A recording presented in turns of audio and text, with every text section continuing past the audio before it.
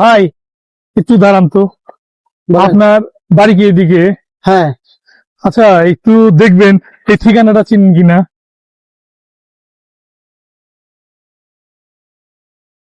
ভাই, মোবাইল আছে? আছে। দেন। ও, মানি ব্যাগ দেন, সমস্যা কি, মানি ব্যাগও দেন। দেন, মোবাইল থাকলে দেন।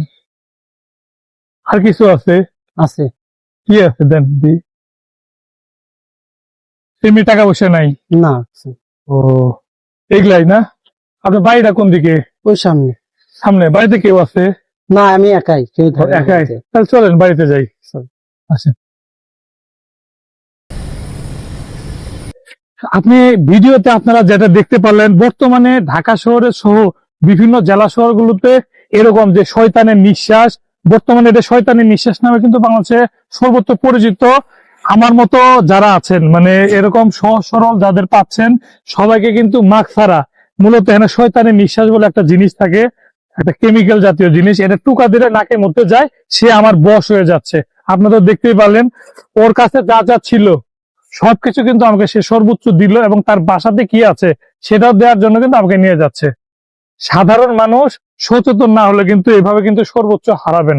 ঢাকা শহরে কিন্তু প্রায় এখন বর্তমানে অনেকগুলো জায়গাতে এরকম কিন্তু মানুষ বের হয়েছে যারা প্রতারক।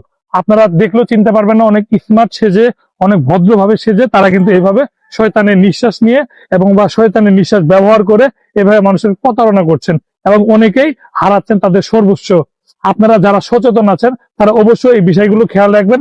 আর দ্বিতীয়ত, আপনারা যদি সর্বোচ্চ, এটা যদি আপনাদের একান্তই দেখতে হয়, যে ঠিকানা জানতে হয়, যে জানাতে হয়, সেক্ষেত্রে আপনারা দূর থেকে এভাবে এসে দূর থেকে এভাবে দেখতে পারেন, অথবা মাস্ক ব্যবহার করে তাদের এই জিনিসগুলো সাহায্য করতে পারেন। বিষয়টা যদি ভালো লাগে অবশ্যই আপনি শেয়ার করে সবাইকে দেখার সুযোগ করে দিবেন।